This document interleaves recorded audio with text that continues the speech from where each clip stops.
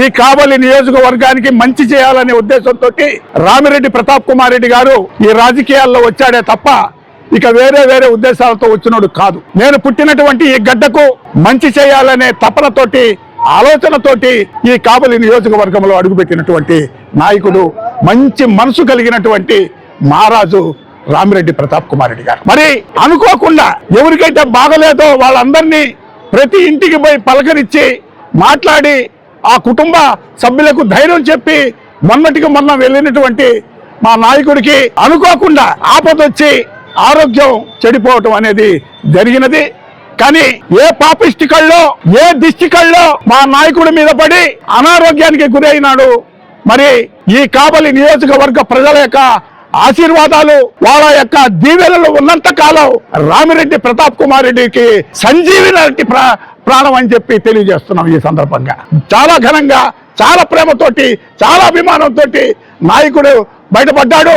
మా నాయకుడు మళ్ళా జనజీవనంలో వస్తున్నాడని చెప్పి సంతోషపడి ఈ కార్యక్రమం పెట్టుకున్నాం.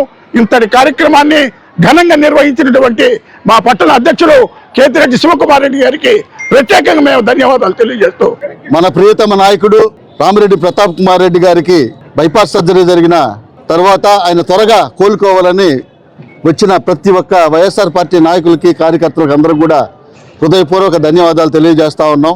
ఏదైతే ఈ కూటమి ప్రభుత్వంలో వైఎస్ఆర్ పార్టీ నాయకుల్ని తీవ్రమైన మానసిక ఒత్తిడికి గురి చేస్తూ, భయభ్రాంతులను చేస్తూ ఇలాంటి కార్యక్రమాలు మానుకోవాలని ఆ కలుగోలమ్మ శాంభవికి వైఎస్ఆర్ పార్టీ నాయకులు మేమందరం కూడా విజ్ఞప్తి చేయడం జరిగింది.